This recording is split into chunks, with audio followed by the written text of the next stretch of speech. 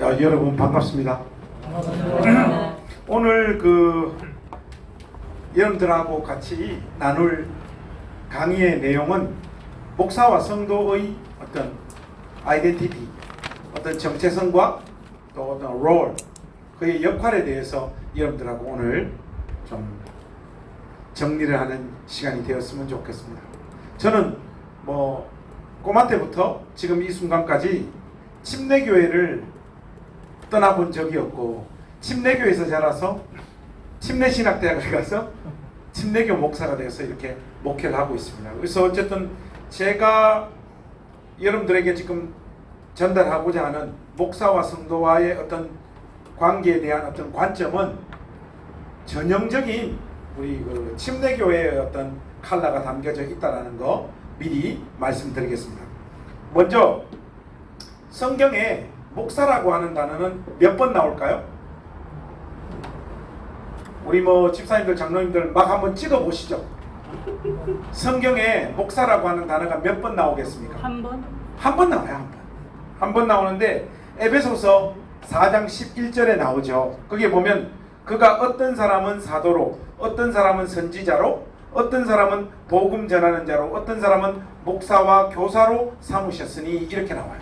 근데 목사와 교사로 삼으셨다 이렇게 말하는데, 이게 존 스토트를 비롯한 특별히 신약 학자들이 두 직분으로 말하는 것이 아니라 목사의 직분을 다르게 표현하는 어떤 직분으로서 등장하고 있는 것이 교사다 이렇게 말해요. 그러니까 목사와 교사는 사실은 한 직분인데 다른 모습으로 이렇게 표현하고 있는 거예요. 목양적인 측면을 좀 강조할 때는 목사고, 뭔가를 티칭하고 가르치는 역할들이 목사에게 있잖아요. 그때 볼 때는 목사의 직분을 교사로 이렇게 지금 묘사하고 있는 거예요. 다른 직분이 아닌 거예요. 한마디로 목사의 역할은 목양하고 가르치는 그런 역할들을 주님의 몸된 교회 안에서 감당하는 것입니다. 문제는 뭔가 하면 성도들의 의식 속에서 목사를 하나님 말씀을 전하고 하나님 말씀을 가르치는 사람으로 인식하지 않고, 구약 성경에 등장하고 있는 여러 가지 어떤 직분들을 신약적인 차원으로 끌고 와서 목사를 이해하는 경향들이 굉장히 많아요. 이런 것들은 목사 자신이 자기의 어떤 존재 가치를 성도들보다 위에 놓기 위해서 이런 식의 가르침을 하는 경우도 있고, 스스로 알아서 목회자를 성경에서 소개하고 있는 것보다 도를 넘는 차원으로 목사를 이렇게 간주하는, 실수하는 과정 속에서 이런 일들이 또한 벌어지기도 합니다. 그 대표적인 게 뭔가 하면 목사는 사도가 아닙니다. 목사는 사도가 아니에요.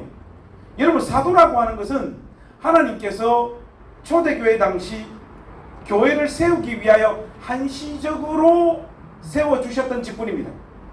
목사를 사도로 보면 절대로 안 되는 것이, 사도는 이제 없어요. 우리가 하나의 어떤 종교적인 수사로, 레토릭으로 말씀 전하는 자를 주의 사도다 이렇게 표현할 수가 있습니다. 레토릭으로. 그러나 사도라고 하는 직분은 더 이상 존재하지 않아요. 그러한 어떤 권한과 역할과 권위를 목사라고 하는 직분에 대입하여 목사를 이해하면 결코 안 된다는 거예요. 이미 사도시대는 끝이 나버렸습니다. 더욱이 목사는 선지자도 아닙니다. 선지자라고 하는 직분은 신약교회 안에 더 이상 존재하지 않아요. 근데 자꾸 이런 것도 똑같습니다. 목사의 어떤 권위를 격상시키기 위하여 마치 목사에게 하나님의 뜻과 하나님의 계시를 전달하는 선지자다, 이 시대의 선지자다, 이런 표현들을 이렇게 쓰는 경우들이 있는데, 이것도 전혀 성경적인 가르침이 아니라는 것을 여러분들이 좀 마음에 담아주시면 좋겠습니다. 그리고 또 하나 강조하고 싶은 것은 제사장이라고 합니다. 제사장이라고 하는 직분도 더 이상 존재하지 않죠. 오히려 우리 그리스도 예수 안에 있는 모든 신자들이 하나님 앞에서 우리가 제사장으로 부름받고 있지, 목사만 특별히 구분하여서 그 제사장이라고 하는 어떤 영적 직분이 주어진 존재로 여러분들이 이해하시면 결코 안 됩니다. 목사는 누구냐? 말 그대로 목양하는 자요, 하나님 말씀을 교회 안에서 가르치는 자, 그게 전부입니다, 여러분. 그렇기 때문에 여러분들이 목양하고 하나님 말씀을 가르치는 이 목사를, 또 이 직분 위에 여러분들이 어디서부턴가 들었는지는 잘 모르지만은 여러분 이 어떤 의식 속에 형성되어져 있는 선입견, 어떤 전제들, 어떤 사고방식들이 목양하고 가르친다라고 하는 개념보다 더 상위 개념, 더 높은 어떤 느낌들을 목사의 직분 안에 이미지로 투영하시면 결코 안 된다는 거예요. 여러분들 뭔 말인가 이해되시죠? 목양하는 자라고 하니까 목사를 또 교회 안에서 보면 뭐 이렇게 목자다, 이것은 앞에 등장하고 있는 사도나 제사장이나 선지자로 간주하는 것보다는 조금 유연하고 우리가 수용할 수 있는 듯한 표현이긴 합니다. 목자라고 하는 것은. 왜냐하면 목양을 하는 존재가 목자이기 때문에. 그러나 여러분, 이것도 엄밀히 따지면 목사는 여러분의 목자가 아닙니다. 여러분의 목자는 십자가 지신 우리 주님 한 분이세요. 목사에게 목자라고 하는 표현을 하는 것은 그 목자로서의 역할이 위임되어진 것이지, 목사 자신이 실질적으로 성도들의 목자가 되는 것은 아니에요. 굳이 따진다면 여러분들 학창시절을 한번 떠올려 보시면 반에서 반장이 일어나가지고 차렷, 선생님께 경례, 이거 하잖아요, 반장이. 여러분, 반장은 학생들 중에 누가 하는 거잖아요. 그러니까 말 그대로 목사도 우리 주님 앞에서 한 마리의 양입니다. 결코 그의 본질적인 직분 자체가 목자가 되어질 수 없다라는 걸 여러분들 좀 기억하시면 좋겠어요. 이런 부분에 있어서 여러분들 안에서의 어떤 느낌들을 좀 지워내는 작업들을 하셔야 됩니다. 그래야지 목사를 제대로 이해할 수 있습니다. 이거 말고도 제가 몇 가지 언급하고 싶은 것은 뭐 교회의 영적 아버지다, 또 뭐 사모를 교회의 영적 어머니다, 뭐 이렇게 표현하고 격상시키는 것, 여러분 이거 전부 다 교회 안에서 철퇴를 가해야 되는 문화입니다. 목사는 하나님 말씀과 하나님 말씀을 전하고 하나님 말씀을 가르치는데 다른 믿음의 형제들보다 더 많은 달란트가 있어서 그것으로 주님의 몸된 교회를 봉사하는 우리 중에 한 형제입니다. 이게 전통적으로 침례교회가 이해하고 있는 목사관이에요. 그래서 여러분, 목사는 좋은 목사가 되기보다는 하나님 앞에서 좋은 신자가 되기를 힘써야 되는 존재입니다. 좋은 신자가 되지 못한 상태에서 좋은 목사가 되어질 수 없습니다.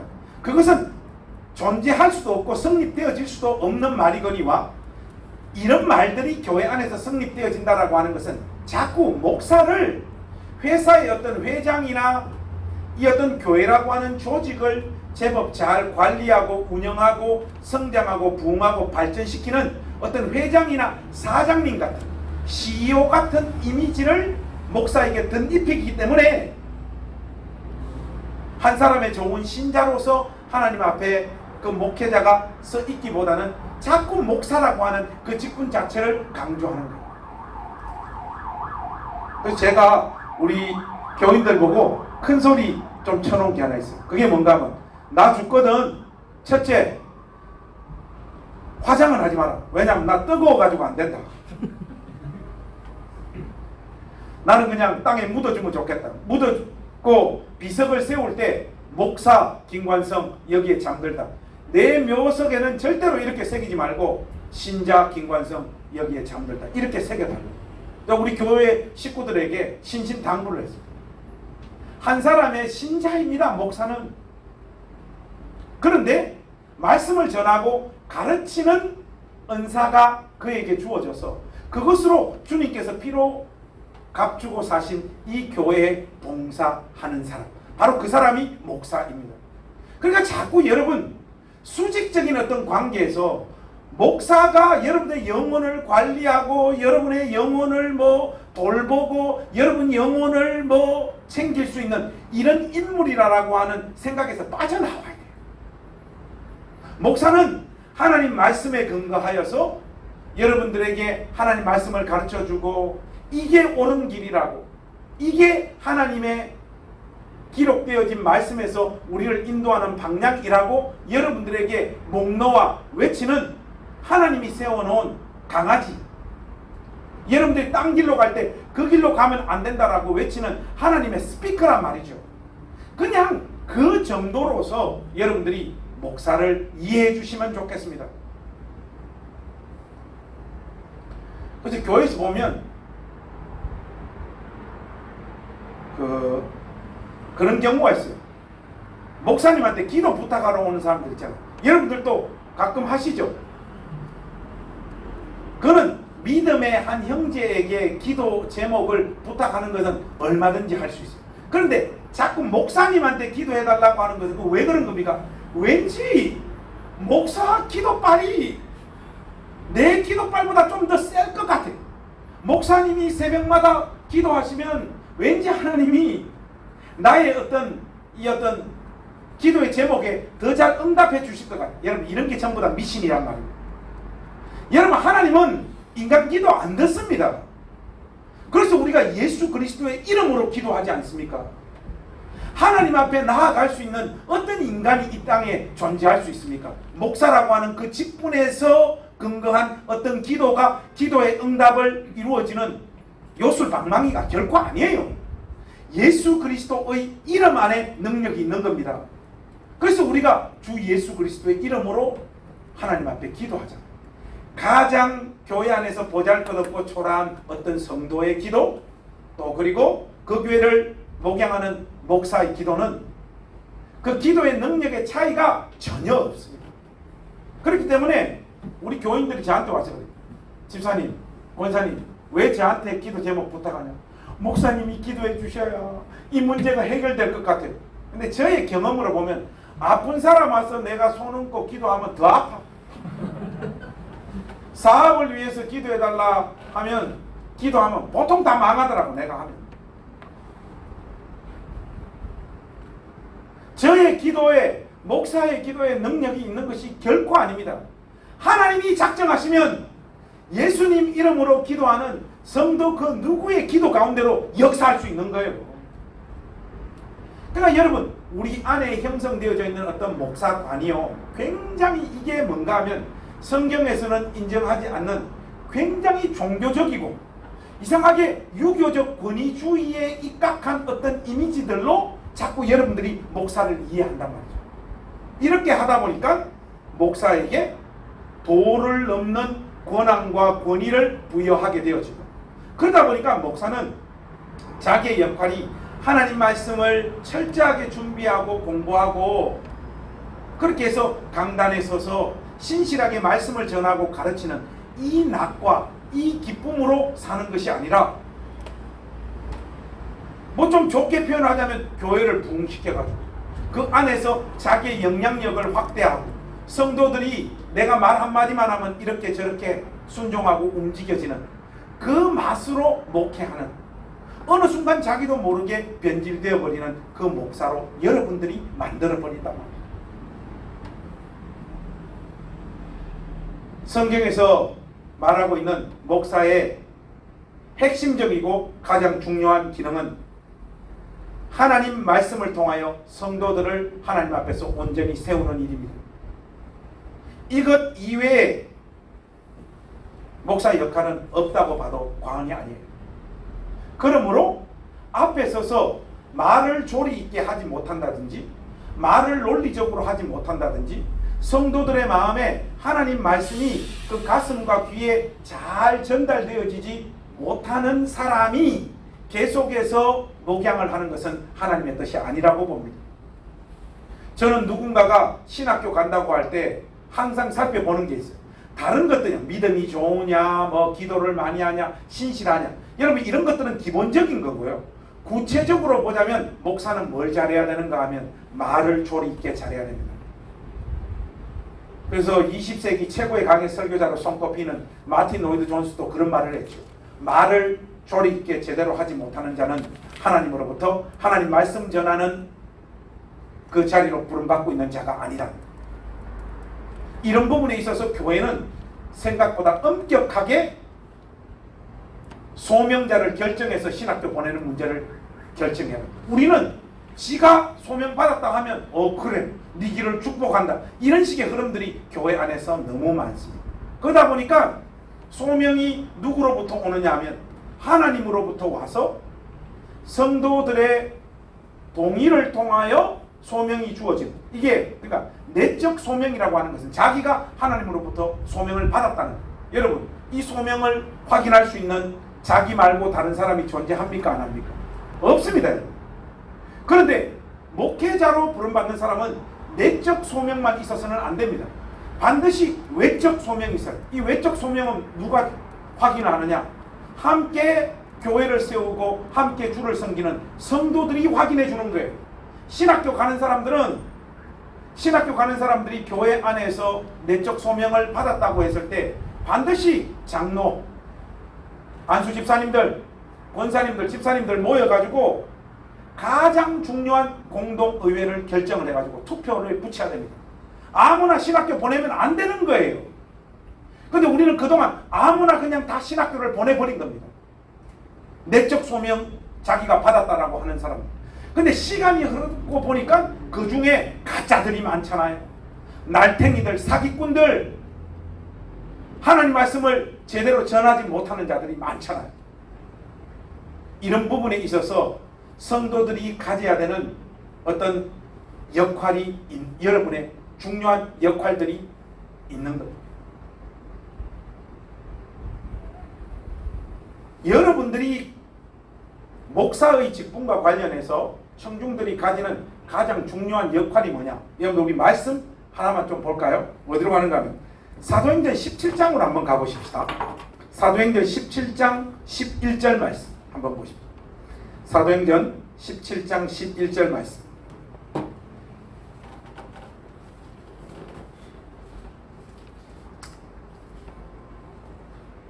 여러분들이 좋아하는 베레아라고 하는 단어가 여기 지금 나옵니다. 그죠? 자, 우리 한번 같이 읽어보실까요? 시작. 베레아에 있는 사람들은 데살로니가 있는 사람들보다 더 너그러워서 간절한 마음으로 말씀을 받고 이것이 그러한가 하여 날마다 성경을 상고하므로. 여러분들 우리 한글 개역 개정 성경은 어떤 뉘앙스를, 원문에 담겨있는 뉘앙스를 다 지금 좀 담아내지 못하고 있습니다. 그러나 자세히 보면 그런 뉘앙스가 없는 것은 아니에요. 그런데 이 17장 11절 영어 성경으로 보면 특히 NLT 있잖아요. NLT로 보면 이렇게 나와요. 제가 영어 발음은 안 좋지만은 제가 한때 영어 문법을 가르쳤던 강사이기 때문에 해석은 잘하고 영어 문법은 제가 빠삭합니다. 책 안 보고도 지금도 다 가르칠 수 있어요. 여기 보면 17장 11절에 보면 이런 표현이 나옵니다. They searched the scripture. 그들은 성경을 이렇게 찾았다는 거죠. 언제요? Day after day. 매일매일 성경을 찾고 연구했다 이 말입니다. 근데 그 D가 중요해요. To see가 나옵니다. 여기서 to see는 뭡니까? 여러분들 학교 다닐 때 to 부정사 용법 배워서 아시죠? to 부정사, 명사적 용법, 형용사적 용법, 부사적 용법 이거 우리 배웠잖아요. 네? 그래서 여기서 to see는 부사적 용법. 여러분들 부사적 용법은 보통은 뭐로 해석됩니까? 뭐뭐 하기 위하여. 그죠? to see. 그들은 날마다 성경을 찾고 연구했다는 거예요. 보기 위해서. 뭘 보기 위해서? 뒤에 보니까 이게 중요한데 If Paul and Silla were teaching the truth. 여기서 if가 나오니까 또 사람들이 만일 뭐 어쩌고. 여기서 지금 if는 그 만일 뭐뭐가 아니에요. 이거는 to see, see 동사의 목적으로 지금 오고 있기 때문에 만일 뭐뭐가 아니고 뭐뭐인지 아닌지로 지금 해석을 해야 돼요. 뭔 말인가 하면 사도 바울과 신라가 진짜 하나님 말씀을 전하는지 안 전하는지 알기 위해 날마다 성경을 상고했더라. 이게 원문에 담긴 의미입니다. 여러분들이 한 사람의 성도로 가지는 가장 중요한 역할은 뭔가 하면 강단에서 제대로 된 하나님 말씀이 선포되어지고 있느냐 아니냐를 분별할 수 있는 능력이 여러분들 가운데 있어야 됩니다. 목사에게 하나님 말씀을 제대로 전하고 제대로 가르치는 달란트가 필요하다면 여러분들에게 요청되어지는 것은 이 강단에서 전하고 선포되어지는 저 말씀이 진짜 하나님 말씀에 기초하여 우리 가운데 선포되어지는 진짜 하나님 말씀인지 아닌지를 분별하는 능력이 있어야 됩니다. 특별히 우리 그 성락개혁측에 있는 우리 장로님들 있잖아요. 장로교 장로님들의 첫 번째 역할이 뭔가 하면요, 우리 목사님이 주일날 강단에서 장로교 교리나 성경에 입각한 말씀을 제대로 전하는지 안 전하는지를 날마다 확인하는, 여러분 그거 제대로 확인해가지고 목사 딴지 걸고 목사 피곤하게 하라는 게 아닙니다. 지속적으로 하나님 말씀 아닌 내용들이 강단에서 선포되고 전거되어질 때는 장로님들이 목사님을 당회로 불러야 되는 거예요. 그리고 하나님 말씀을 펴가지고 형제 대 형제로 이 교회를 함께 세워가는 믿음의 사람으로 성경은 분명히 이렇게 말하고 있는데 왜 성경을 그렇게 강론하시는 겁니까? 그 이유를 따져 물어야 돼요. 그리고 그 앞에서는 높고 낮음이 없고 기록되어져 있는 하나님 말씀에 근거하여 진짜 목사가 제대로 하나님 말씀을 전했는지 안 전했는지, 실질적으로 그런 일들이 장로교 안에서는 이루어지고 있잖아요. 그래서 소위 말하는 교회 안수집사님들을 비롯한 교회 중직자들은요, 기본적으로 어디에 능해야 되는가 하면 하나님 말씀에 능해야 돼요. 그런데 우리 시대의 성도들의 가장 큰 문제가 뭐냐 하면요, 하나님 말씀을 잘 모른다는 거예요. 잘 몰라요, 여러분. 안식일과 주일의 관계에 대해서 한번 설명해봐라. 11조의 영적인 의미가 뭐냐? 모세 오경의 핵심 사상이 뭐냐? 이런 정도 막 질문들이 떨어졌을 때 사실 안수 집사님들을 비롯한 교회 중직자들은요, 줄줄줄줄 꿰야 됩니다, 말씀을. 그래서 여러분들이 누구를 보호해야 되는가 하면 교회 안에 지극히 평범한 성도들을 여러분들이 보호하고 지켜야 돼요. 그리고 여러분들이 하나님 말씀을 제대로 알 때만이 진짜로 하나님 말씀이 선포되어질 때 아멘으로 화답할 수 있는 거죠. 아니 여러분들이 하나님 말씀을 제대로 모르는데 강단에서 선포되어지는 내용들을 두고 어떻게 여러분들이 아멘 할 수 있습니까? 깨놓고 말해가지고 한국 교회에서 한때 유행했던 부흥회, 요즘도 부흥회 하긴 하죠. 옛날부터 부흥회 보면요, 이게 웃기지도 않습니다. 목사가 설교하다가 물 먹어도 아멘, 손수건 들어도 아멘, 거기서 가지고 아무 욕해도 아멘, 뭐 아무 그래도 무조건 다 그냥 원사이드하게 그냥 아멘 아멘 아멘. 왜 아멘 안 하냐고 막 쪼아대.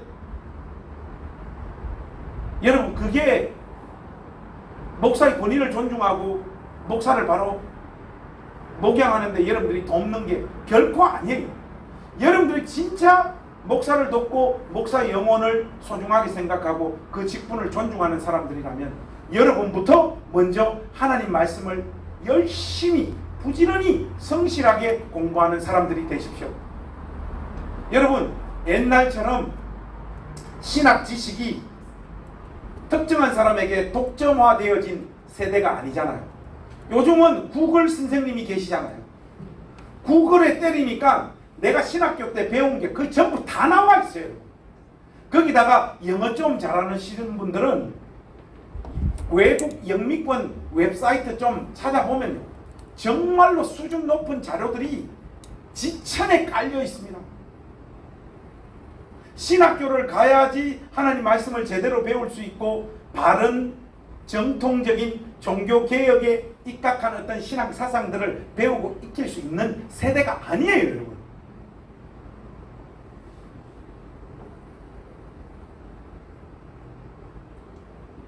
여러분들이 하나님 말씀을 잘 모르기 때문에 교회 전체가 우민화에 빠지는 거예요. 여러분 중세 때 보면 신부들이 설교할 때 무슨 말 썼죠? 라틴어 썼잖아요. 라틴어로 예배를 집전합니다.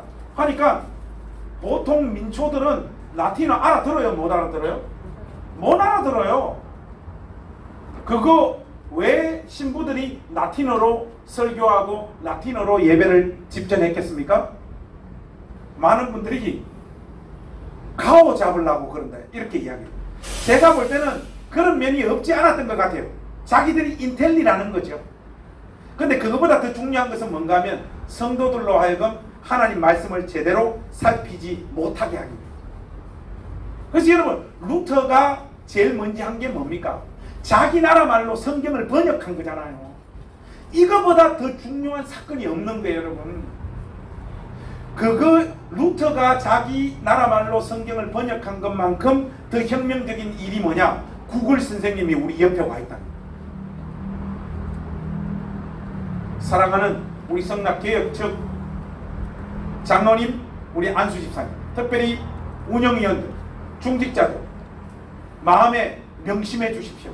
내가 목사 수준까지는 몰라도 이 집단 지성을 여러분들이 활용한다면 목사 한 사람보다 오히려 여러분들 안에 훨씬 더 균형 잡히고 올바르고 더 깊은 지식들이 이 청중들 안에 자리 잡힐 수 있다고 저는 확신합니다. 그 역할들을 여러분들이 해 주셔야 돼요. 그때서야 비로소 강단에서 하나님 말씀이 선포되어질 때 와 진짜 저 강단에서 목사님이 하나님 말씀을 선포하는구나 하는 영혼 안에서의 반응이 솟아납니다. 그때 아멘 하는 거예요, 여러분. 많은 사람들이 모든 목회자들이 어렵껏 강단에서 하나님 말씀을 선포하겠지 그렇게 생각을 합니다. 천만의 말씀입니다. 역사 가운데서는 항상 거짓 선지자들이 존재했었고 성경 안에서도 거짓 선지자들이 존재했습니다. 여러분 우리 이사야서 있는 말씀 한 구절 보실까요? 이사야 30장으로 한번 가보시죠. 이사야 30장 9절에서 10절 말씀. 이사야 30장 9절에서 10절. 우리 한 목소리로 한번 다 같이 읽겠습니다. 시작. 대저 이는 패역한 백성이요 거짓말하는 자식들이요 여호와의 법을 듣기 싫어하는 자식들이야. 그들이 선견자들에게 이르기를 선견하지 말라. 선지자들에게 이르기를 우리에게 바른 것을 보이지 말라. 우리에게 부드러운 말을 하라. 거짓된 것을 보이라. 여러분 목사를 누가 망치는가 하면 청중들이 다 망치는 거예요. 여러분들이 여러분 안에 가지고 있는 어떤 욕망, 여러분 고대 사회 때는 인간이 자기 이성으로 이 욕망을 컨트롤하라고 교육했던 시대잖아요. 근데 여러분 우리 시대는 어떤 시대입니까? 욕망은 좋은 것, 욕망은 선한 것. 그래서 욕망을 이루라고 부추기는 시대가 되어버렸어요. 그래서 여러분 이 시대만큼 타락한 시대가 없죠. 만물보다 더 부패한 게 인간의 마음인데 인간 안에서 형성되어지는 그 욕망이라고 하는 것이 얼마나 더러운 게 맞겠어요. 그런데 예배당을 찾아오는 청중들은 그냥 오지 않습니다. 이런 표현을 해서 어떤지 모르겠지만은 자기 화투패를 다 가지고 와요. 여기서 하나님 말씀을 전하는 목회자는 화투에 비유하자면 성도들이 마음속에 감춘 자기 욕망, 성도들 각자가 들고 있는 화투패를 꿰뚫어 봐야 됩니다. 꿰뚫어 보고 하나님 말씀으로 그 화투패를 쪼개야 되는 거예요. 그리고 그 욕망이 쪼개지면서 십자가를 붙잡을 수 있도록 인도하는 존재가 목사입니다. 그런데 문제는 뭔가 하면 이게 집단적으로 이루어진단 말이죠. 모든 사람들이 가지고 있는 욕망이라는 게 뭡니까? 우리 시대에 많은 사람들이 가지고 있는 돈, 섹스, 권력 이런 거 아닙니까? 한마디로 예수 진심으로 믿을 테니 내 팔자 좀 고쳐주십시오. 이 욕망을 가지고 다 예배당을 들어온단 말이죠. 그런 사람들이 집단적으로 직간접적으로 목사를 향해서 뿜어냅니다. 너무 그 십자가 하지 말고, 너무 주의 뜻 하지 말고, 우리가 지금 꿈꾸고 소망하는 우리의 욕망에 부합하는 메시지 우리 가운데 좀 전해주십시오. 이게요, 어떤 사람은 부드럽게 말하고 어떤 사람은 위압을 강합니다. 해서 결국은 강단에서 하나님 말씀이 제대로 선포되어지지 못하도록 만들어요. 목사는 이거 계속해서 내가 하나님 말씀을 고수하다가는 이 교회에서 쫓겨나겠구나. 적당하게 하나님 말씀도 전하고 성도들이 가지고 있는 그 욕망에 부합하는 메시지로 내 갈 길, 내 방향을 잡아야 되겠다. 그렇게 타협하게 되어집니다. 이런 일들이 구약시대 때부터 우리 시대까지 끊임없이 교회 안에서 존재하고 지금도 이루어지고 있는 거예요. 그래서 여러분, 보통 보면 이 성락교회와 같은 이런 교회 규모에서 목회자를 청빙할 때 누굴 초청하는가?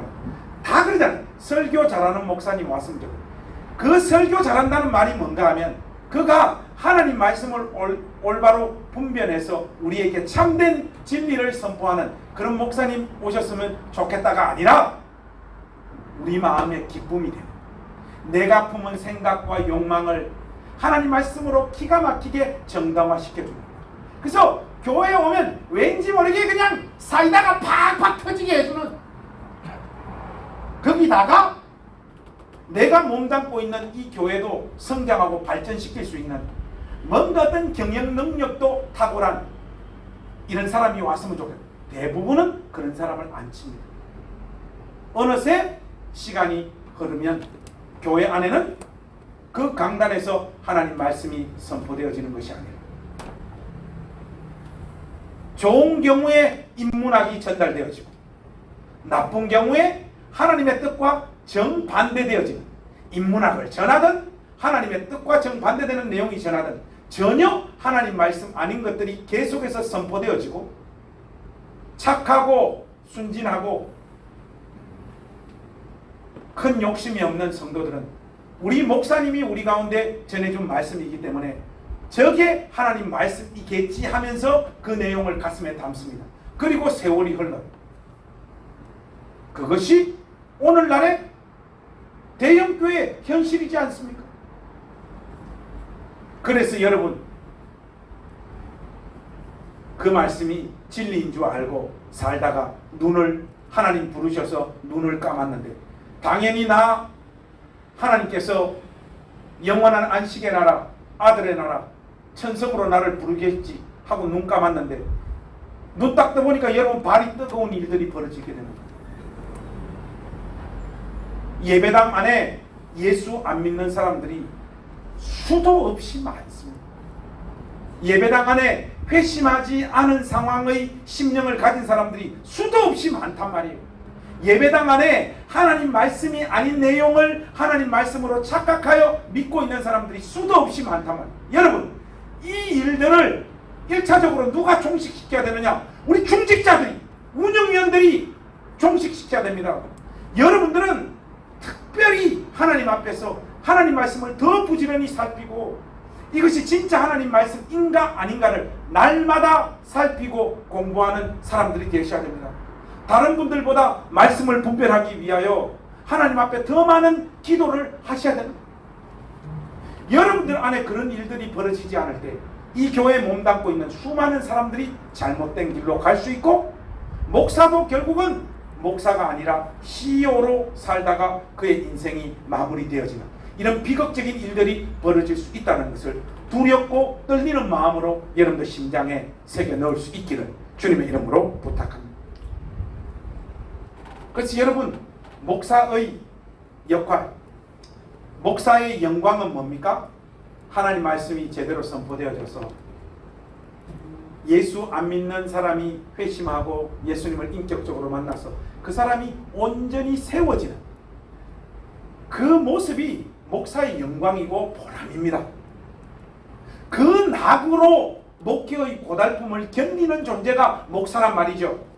그런데 여러분, 제가 금방 여러분들에게 설명드렸던 이런 일들이 교회 안에서 온전히 이루어지지 않을 때 목사의 기쁨과 즐거움이 뭐가 되는가 하면 골프, 자동차, 사는 집, 사례비 액수, 애새끼들 영미권 대학에 보낸 거,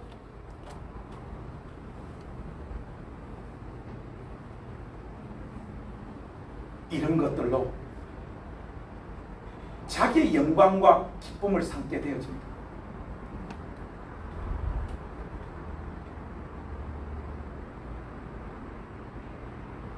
어떤 목사님들 그런 말씀을 해요.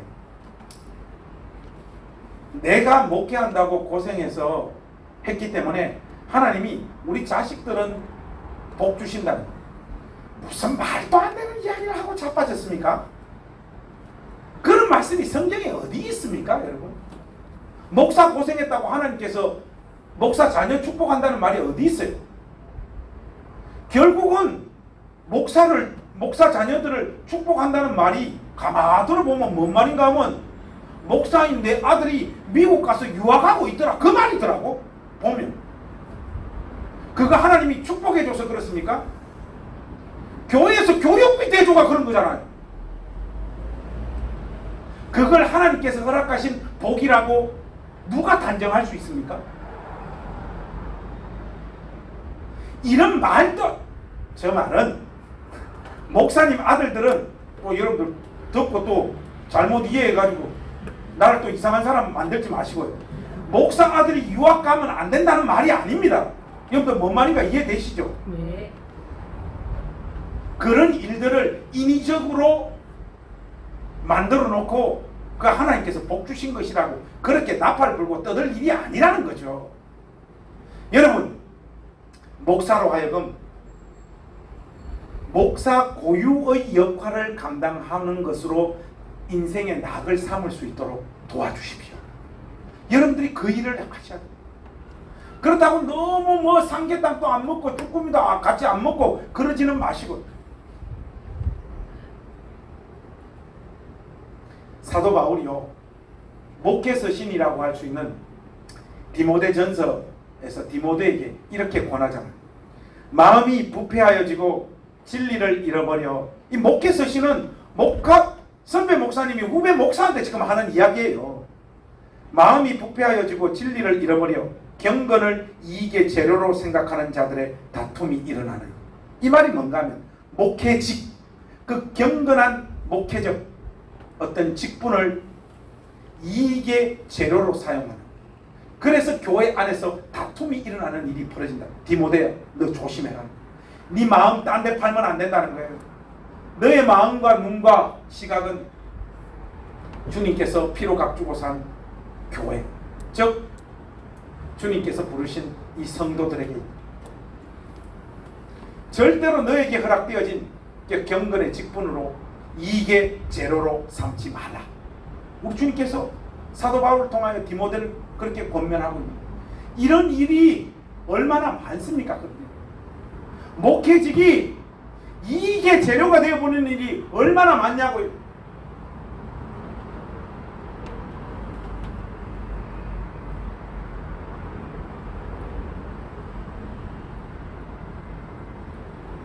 참 부끄러운 게 뭔가 하면 우리끼리 이렇게 만나면요, 여러분 목사들끼리 만나면 뭔 이야기 제일 많이 할 것 같아요? 김 목사 나 진짜 하나님 말씀 오늘 창세기 읽다가 와 진짜 기쁨도 깨달았어. 여러분 이런 이야기 안 합니다. 네 사례비 얼마고, 네 타는 자동차 뭐고, 애들 어디서 공부하고 있노, 교회에서 자녀 교육비는 대주나 안 대주나, 사택 평수는 몇 평, 이거 이야기한다고. 저도 그런 이야기 하다 보면 저는 우리 교회 규모에 비해서는 우리 교회 식구들 들으면 어떨지 몰라. 나 사실 너무 작아.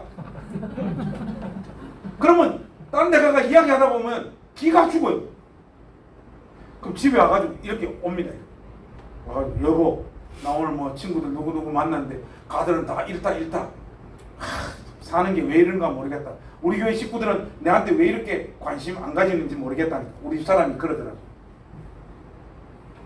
인간아 당신 하나님 앞에 부름받은 목사만. 성도들이 회심하고 하나님 말씀 안에서 자라가는 그 기쁨, 그 보람 가운데 사는 목사만. 여러분, 제 여자 잘 만나죠? 여러분이 살아봤어요? 우리 집 사람하고? 무시무시한 여자입니다. 마무리를 짓겠습니다. 우리 성락교회 운영위원, 우리 안수 집사님, 장로님들, 권사님들, 목사는 교회의 인사, 재정, 행정에 관여하면 안 됩니다. 우리는 왜 이런 일에 관여하면 안 되는가 하면 그거 잘하는 달란트가 있어서 목사가 된 사람들이 아니기 때문에 그래요. 인사와 행정과 재정은 누가 해야 되느냐? 주님의 몸된 교회 안에 이것과 관련하여 바른 중심으로 이 일을 감당할 사람들이 많이 있습니다. 그 사람들이 감당하면 되는 거예요. 왜 자꾸 목사의 마음이 여기로 가느냐? 이 자기가 몸담고 있는 교회를 자기의 영향력과 권한 안에서 좌지우지하고 싶어요. 그러나 이것을 좌지우지하다 보면 이거 움직이는 맛에 빠져서 하나님 말씀을 전하고 가르치는 일을 소홀히 할 수밖에 없습니다. 여러분들이 앞으로 이 부분과 관련하여 목사와 성도의 역할을 분명히 자리매김을 하고 정리를 하실 수 있기를 주님의 이름으로 부탁합니다. 그리고 청중들은 모두가 동일한 권한과 역할을 하나님 앞에 부름받고 있는 원 오브 댐입니다. 여러분들 중에 그 어떤 누구도 더 큰 목소리를 내거나 더 큰 주장을 해서는 안 됩니다. 부드럽고 따뜻하게 여러분들의 의견을 이야기를 하고 다른 사람들의 목소리를 듣고 민주적 회중 정체가 온전히 이 교회 안에 구현되도록 만드는 것, 그것이 운영위원들이 해야 될 핵심적인 일이에요. 제가 우리 행신교회를 세워놓고 제일 그래도 감사한 게 뭔가 합니다. 우리 교회는 특정한 어떤 사람이 목소리를 높여가지고 영향력을 행사할 수 없는 구조가 됐다는 거예요. 저희가 하나님 앞에 사실 되게 감사한 일이에요. 저의 목회 열매들 중에 제일 고마운, 우리 교회는 장로님들이 무슨 이야기를 하고 안수 집사님들이 무슨 이야기를 하고 주방 권력을 쥐고 있는 어떤 권사님이 뭐를 이야기한다고 해서 그 이야기가 영향력 있게 집행되어지지 않습니다. 반드시 교회가 합의하여 만들어 놓은 교회 의사결정 그 시스템, 거기서 치열하고 진지하게 겸손한 마음으로 나눈 대화를 통하여 도출되어진 어떤 결론들을 통하여 교회 일을 시행합니다. 여러분, 근데 문제는 이런 모든 것들을 그동안 한국교회는 목사에게 전부 다 권한을 줘버렸어요. 목사 말에 순종을 하냐 안 하냐, 그것이 곧 하나님의 뜻에 순종하느냐 안 하느냐의 자리까지 흘러가버려요. 그래서 교회 안에서 목사의 역할과 성도의 역할이 왜곡되고 비틀어졌어요. 한국교회가 오늘 이 자리까지 흘러와버립니다. 오늘 여러분들에게 말씀드린 이 내용이 여러분 영혼에 유익이 되고 이 성락교회 교회를 세워가는데 약간의 도움이 될 수 있으면 좋겠습니다. 네. 자, 이쯤 하고 여러분들 질문을 좀 받을까요? 말씀하신 게 침례교회에서 이렇게 목사 역할에 대해서 말씀하셨는데요. 예. 근데 지금 다른 어떤 교단에서 보면 그 감리교 헌법에 보면 예. 담임 목사를 영적 지도자 관을 이렇게 세워놓고 그다음에 장로교 같은 경우는 그 치리자 이렇게 돼 있어요. 예. 그럼에도 불구하고 침례교회는 어찌 보면 좀 약화됐다고도 볼 수 있는데, 그렇죠. 네. 그런데 그게 정말 우리가 추구할 가치다라고 하려면, 예. 네, 정말 그렇게 우리가 말할 수 있는지 과연 그 부분에 대해서 좀 말씀을 해주셨으면. 예. 우리 침례교회는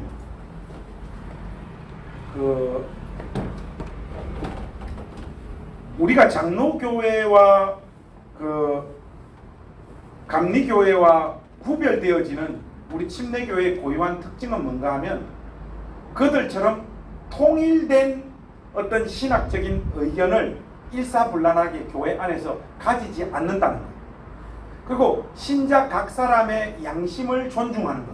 이것이 다른 교단과 우리가 구별되어지는 핵심적인 특징이에요. 예를 들면 구원론만 하더라도 장로교 같은 경우에는 칼빈주의 입장을 취합니다. 그 교단 소속 목사가 칼빈주의에 입각해서 하나님 말씀을 전하지 않으면 교단에서 바로 제명되어집니다. 근데 우리 침례교회는 목회자 한 사람의 어떤 신학을 통일된 어떤 신학으로 칼빈주의를 해라, 아미니안주의를 해라, 이런 것들이 없지요. 그러니까 또 거기서 나오는 제일 대표적인 게 뭔가 하면 우리는 대대로 신조와 신경을 배격했습니다. 침례교회는 보면 사도신경을 침례교회는 안 하잖아요.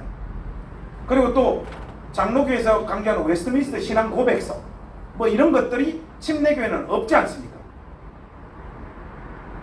예배 시간에 우리 사도신경 안 하잖아요.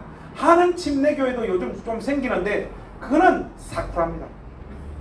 그는 역사적 침례교회의 노선에서 벗어납니다. 그는 한국에서 사도신경 안 하는 교단이 거의 침례교밖에 없다 보니까 자꾸 2단 하니까 겁을 먹어가지고 그냥 하는 건데, 옛날부터 우리 침례교회는 성경에 나와 있는 표현이라든지 성경에 분명하게 언급되어져 있는 어떤 사상이 아니면 그걸 신앙 고백서라든지 우리 어떤 교리로라든지 어떤 형태로든지 문서로 만들지 않았습니다.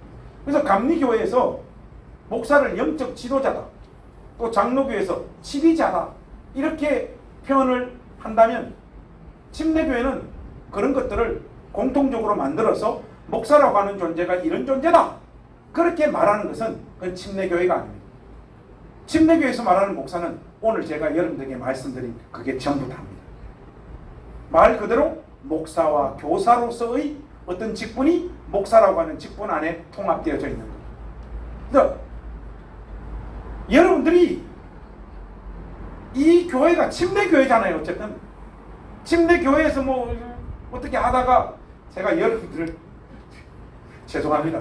어떻게 뭐 다 알고 있으니까 우리가 여러분들이 뭐 어떻게 하다가 이단이 되어버렸습니다. 그죠?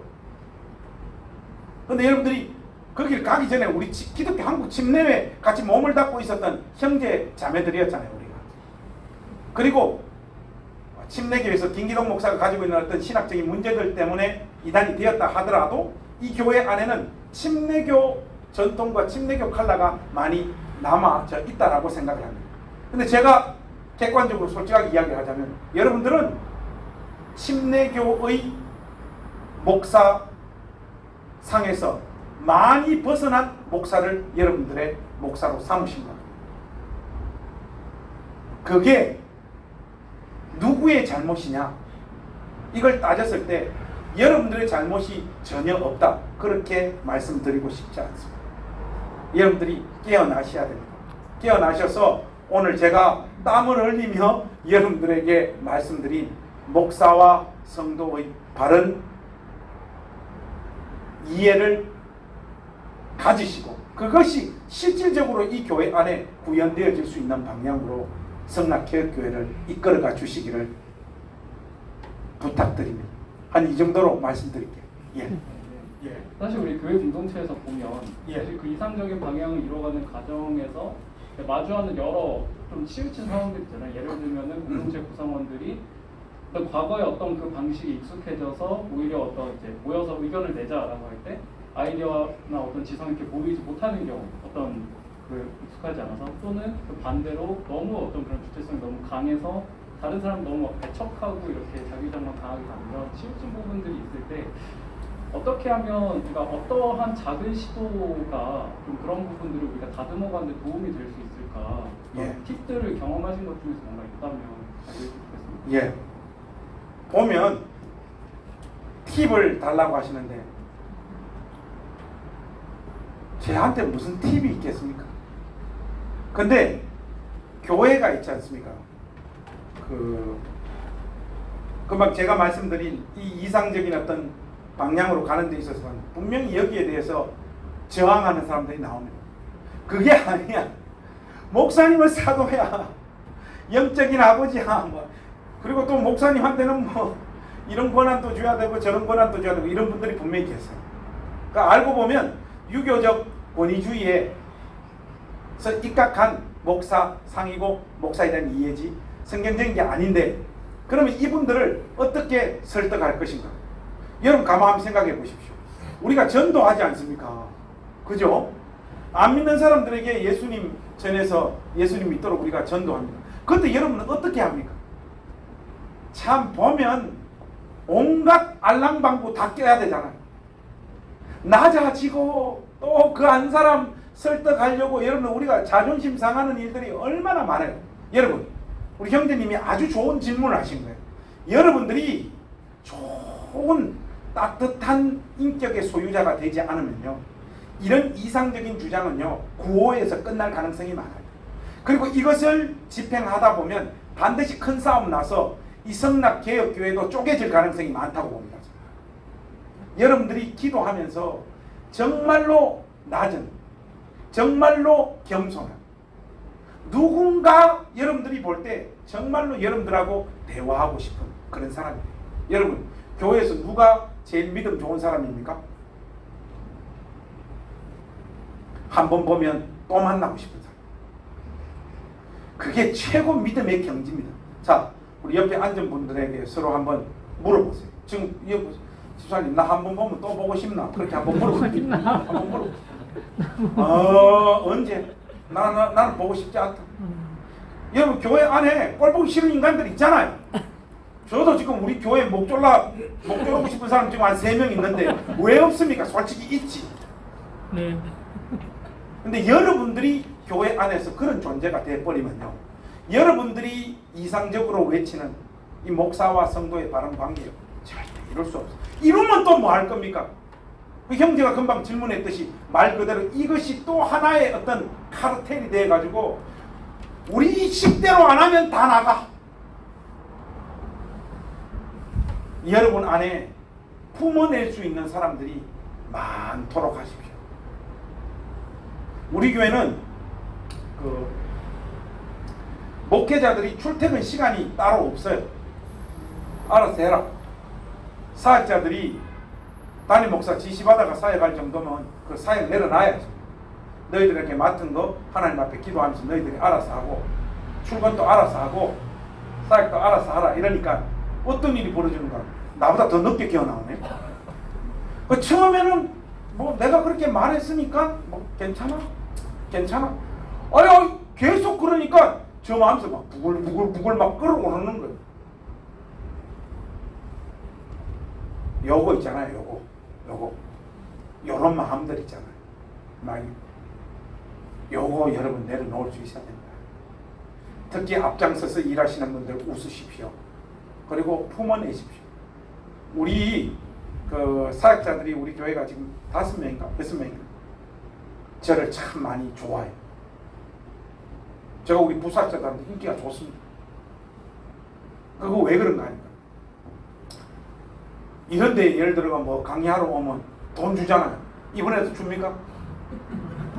돈도 뭐 사례비 같은 거 주잖아요. 받아오면 다 나눠주거든요. 야, 내가 갔다 오는 동안 너가 교회 지켰지? 밥 사먹으라.